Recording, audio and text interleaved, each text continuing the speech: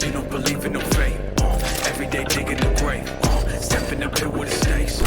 City of dreams, city of... Hello and welcome to episode 2 of Night City Wire. This is the show from us at CD Projekt Red, where we talk about all things Cyberpunk 2077. In today's episode, we're going to be deep diving into Life Paths and showing you a brand new gameplay video, as well as having a chat to Philip from our Quest team. Then we're going behind the scenes and taking a look at how Refused are bringing the band Samurai to life. And then we're showing you another new gameplay video and having a chat to Pavel, our senior gameplay designer, about just some of the tools of destruction that will be at your disposal in Night City. So let's get started. Street Kid, Nomad, or Corpo? Which will you pick first?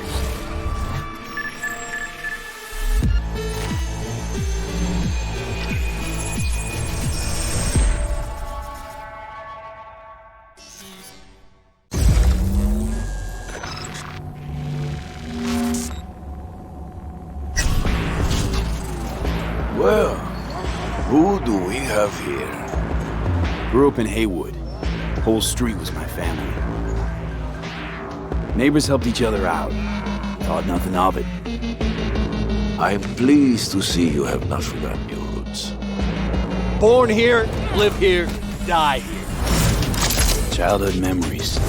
Hopping buildings, running away from badges. Iron tasted blood from a split lip. Motherfucker! Got everybody fighting for a slice of the street. Get the fuck out of Vista. If you keep getting jumped, you find some stronger choopers. Do you want to spend the rest of your days blasting scabs? Or become a legend overnight? We have arrived. The Major. Ready to get your cherry bobbed? Yeah, come on!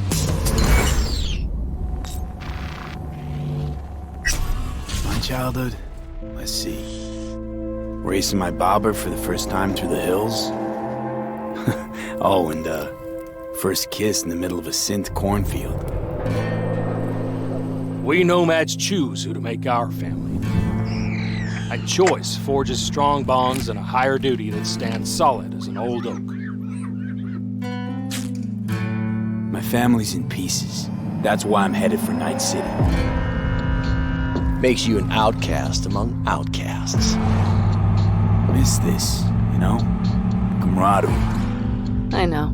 I saw it in your heart the first time we met. Know what I always liked about nomads? Your taste, no, hunger for freedom. Not easy to come by in Night City. Corp's got their grubby claws and everything.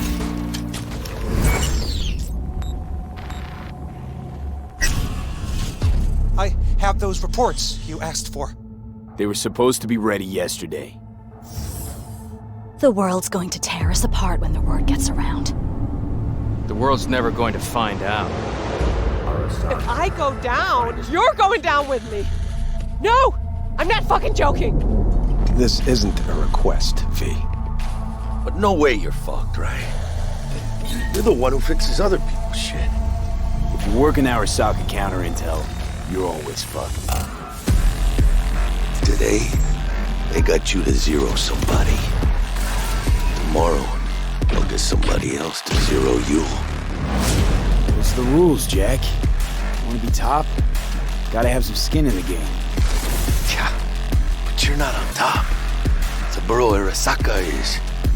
And you're the pendeja who keeps him there. Work for yourself, live for yourself. That's the only way.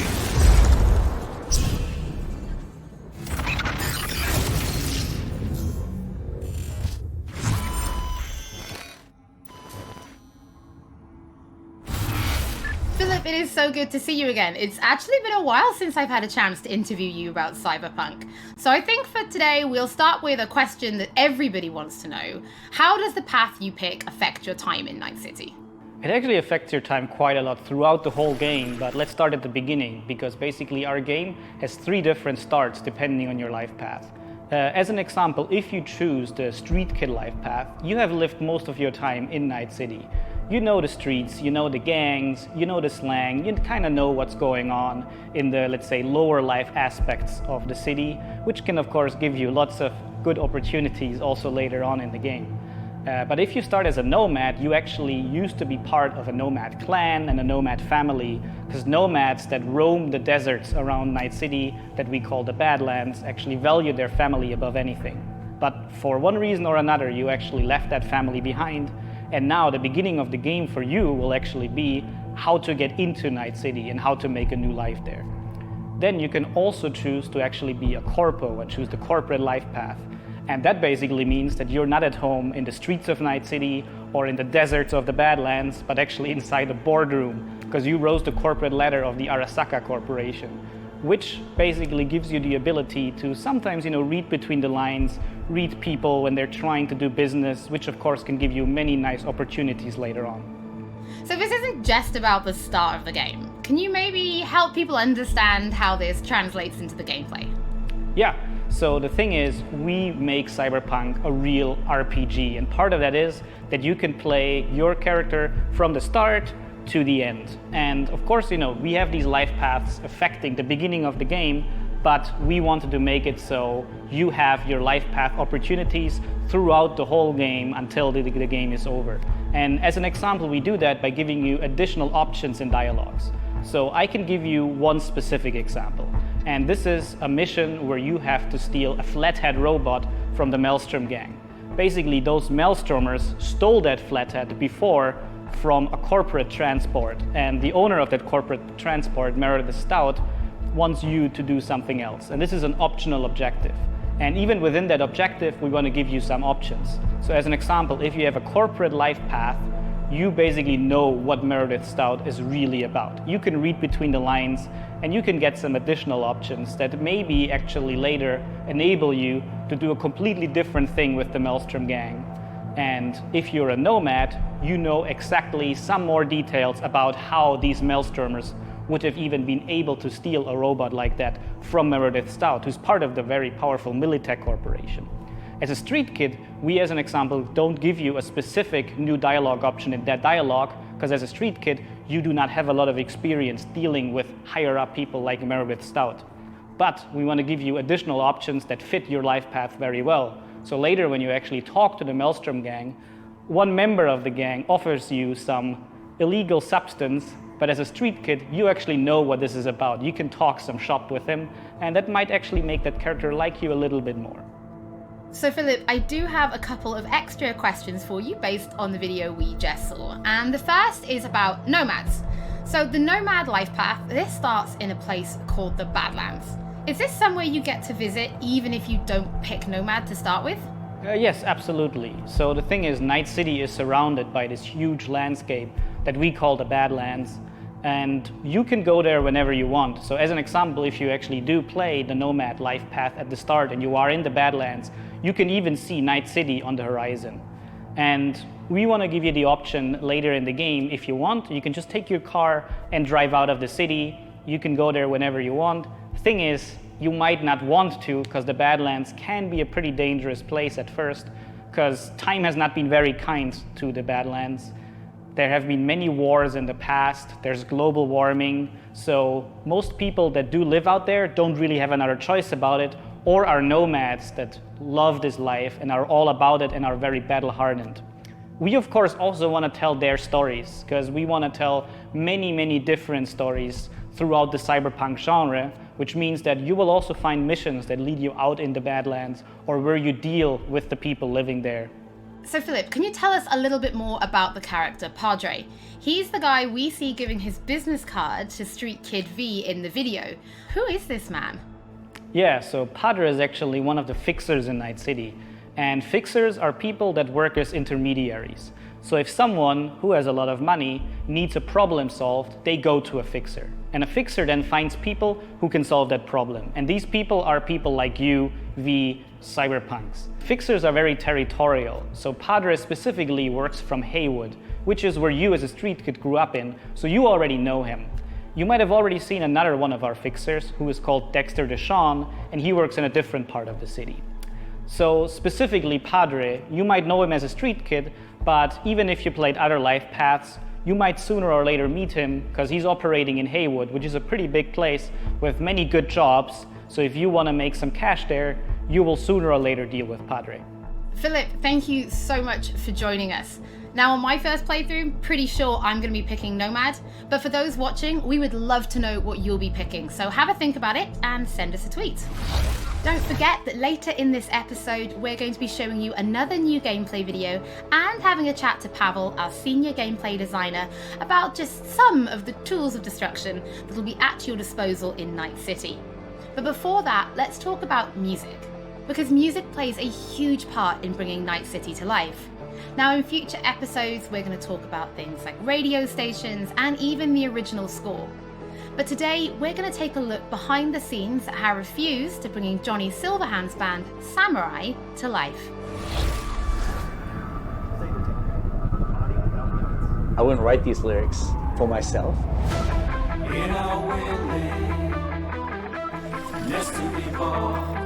So it's kind of interesting to get into like the mindset of who is this character and what would they write about, or what's their agenda.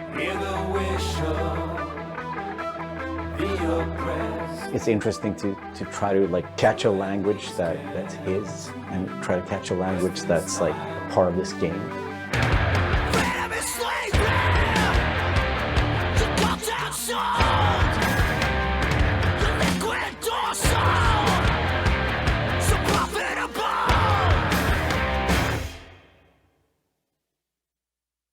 There's a reason why we're here.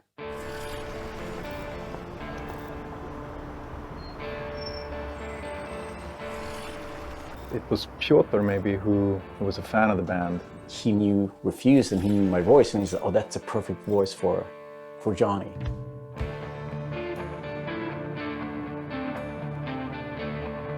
And that they wanted, I guess, a sound that was a bit contemporary from when Johnny's supposed to have had the band, because he's sort of like an anti-establishment kind of guy. Gonna drag a corporal rat on stage, make him kneel, douse him with gas, then light him up. So of course there are things that you can relate to, and like just like this outcast and this rebel that's fighting against like the corporals, and that's definitely something that's been a part of my life and a part of Refused life. We came out of the punk rock scene of northern Sweden. He's like the future version of us, you know? So I think it makes sense. I think it totally makes sense for us to be here making these songs about him or for him, you know? So it's pretty cool. Yeah. No trills. But yeah, but like wide vibrato.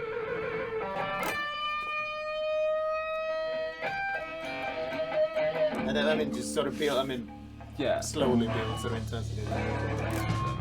We don't have a different mode than just going all in. So we really work on these songs, trying to make them as good as possible. But then they're not actually our songs. It's interesting as a musician to play another musician, because that's essentially what we're doing. I mean, we're not here as Refused, we're here as Samurai. And I'm here with Johnny Silverhand, you know? So it's like the voice we're representing here is someone else. We'll never fade away!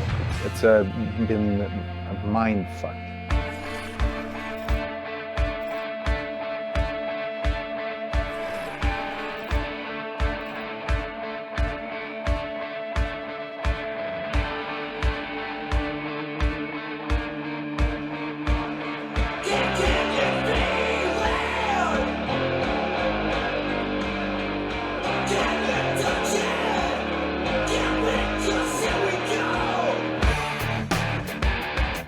mean, the shouting in itself is just like second nature to me because I've been doing this for a very long time.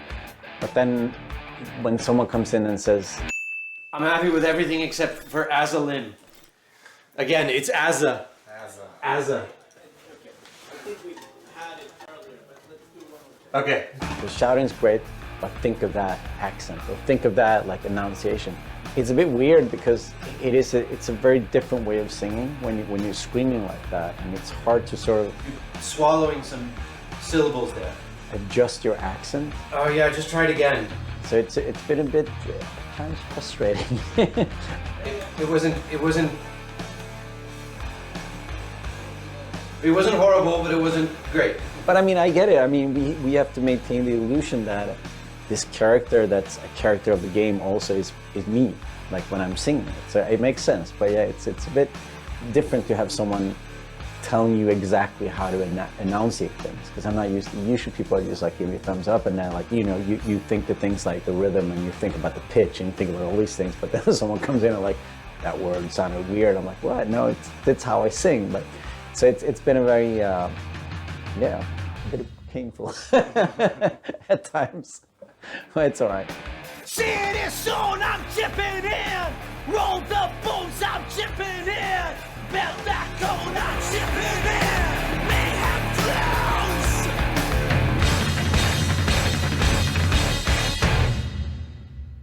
It's a very interesting thing to be part of. As a person that's not a gamer, I don't think I fully understand the impact that this might have. If people like these songs and if people are excited, then that's going to be great. I mean, we are spending a lot of times trying to get this right, trying to get it to sound like, you know, like Samurai would sound, you know. So it's quite interesting. It's a very different way of making music, actually.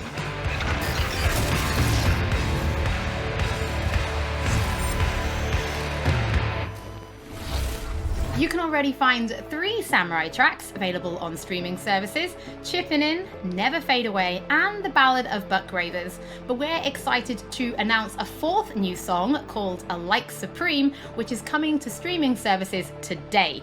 That means you can check it out once the show is over. Don't forget that if you're tuning in late, or if you just want to watch anything again, we will be uploading everything to our channel soon.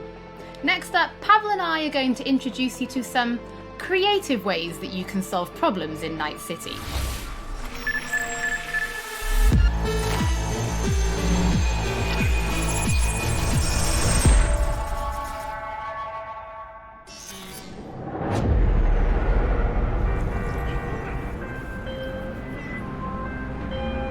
Hey V, I have a job for you.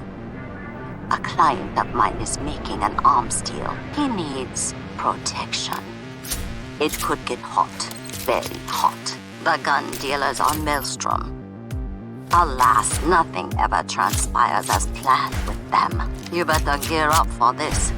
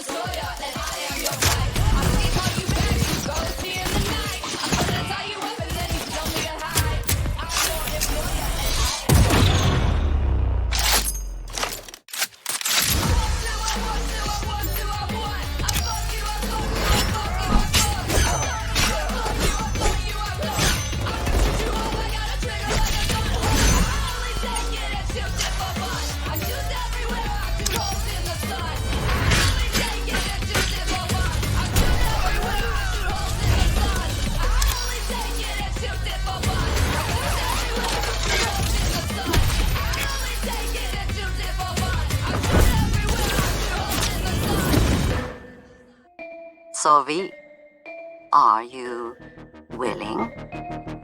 Yeah, I'm in.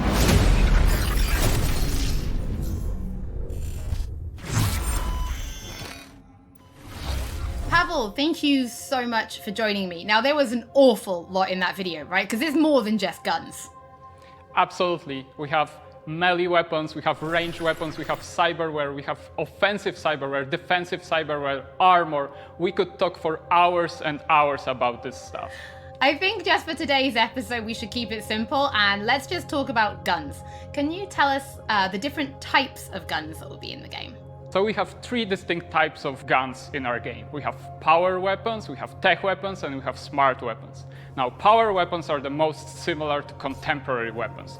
One thing they can do, which normal weapons cannot, is ricochet bullets off of surfaces. So you can hit somebody hiding behind cover or hiding behind a wall. Now, tech weapons, on the other hand, use electromagnetic power to propel a fully metal projectile to extreme velocities. What that allows them to do is to punch through cover or punch through walls to hit somebody who's not even aware that you're there. Smart weapons use guided missile technology to actually track targets in real time. So you can hit somebody who's dodging, running away from you, or you can hit somebody who's hiding behind cover. So Pavel, Cyberpunk doesn't just contain FPS elements, right? It's also a fully fledged RPG. So can you tell us how you guys approached introducing those RPG elements into gunplay? So I can tell you one thing, Holly, it wasn't easy to merge those two elements together. Now, we've spent a considerable amount of time merging the RPG and FPP side of our game. What the player will experience is that V changes from a small-time mercenary to a legend in the world of Night City.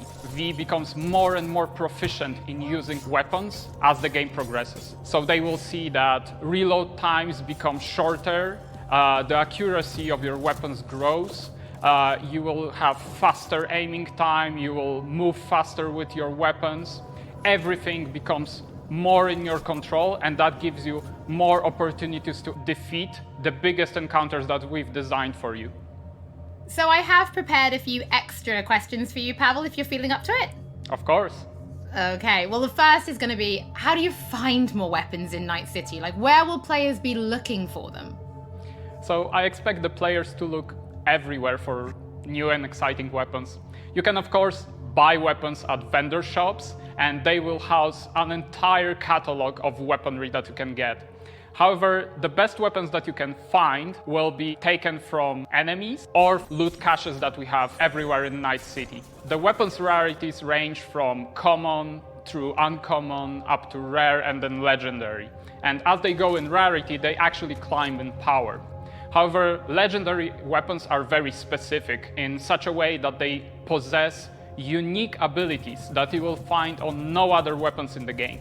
The players will actually need to make some tough choices to find some legendary weapons, because maybe they need to choose whether to kill a person who holds the legendary weapons that they want, or to spare them because they like them as a character. So next question, let's talk about weapon modifications. What mods can people give to their weapons in Night City? So we have two types of modifications in the game. One of them would be modifications that we call attachments. So these would be scopes and silencers, and you can see them actually being attached to your weapon as you're playing the game. They give you statistics advantage, and they give you more opportunities in gameplay. The other part of mods would be software mods. Now, these are basically small chips that you install in your weapon, and they actually change the statistics of the gun. They can give you damage, they can give you accuracy, or they can give you more fire rate. Some of those mods actually change the gunplay on a more fundamental level, so they can give you non-lethal rounds, biochemical rounds, to tear through that armor even faster. So I suppose for my final question, why don't you tell us about your favorite weapon then? Which is your favorite weapon so far in Night City? Oh, there are so many weapons that it's hard to choose just one, but I can mention with their weapons that I absolutely adore. The first manufacturer would be Tsunami Defense Systems, who produces the sniper rifle Nekomata. That's a tech sniper rifle. That means that it can pierce through walls. So you can actually hit somebody who's hiding behind cover or who doesn't even know you're there. of course, I also like a close quarters approach. And what that needs is a shotgun. One of the shotguns that we have in the game is Budget Arms Carnage. Now, that thing is cast from pure steel, and it weighs a ton. However, you can cut a person clean in half with it. Another shotgun that I absolutely love, it's for a more refined approach, I would say, is a smart shotgun, Kangtao Zhuo. That thing has 8 barrels, and that means it can track 8 targets independently. Now, killing an entire room was never simpler. Pavel, thank you so much for joining me. Thank you for having me. I'm actually pretty interested to see what kind of weapons people discover when they play Cyberpunk for themselves. Before we end episode 2, this is a reminder that those who wish to dive deeper into the lore can now pick up The World of Cyberpunk 2077. This is a brand new book created in collaboration with Dark Horse Books that will give you an extensive look at what makes Night City tick before jumping into the game this November. That is it for today's episode. Thank you so much for joining us. Don't forget that if you've missed anything or if you just want to watch again, we will be uploading everything to our channels shortly. Thank you so much for tuning in, and we'll be back with Night City Wire Episode 3 soon.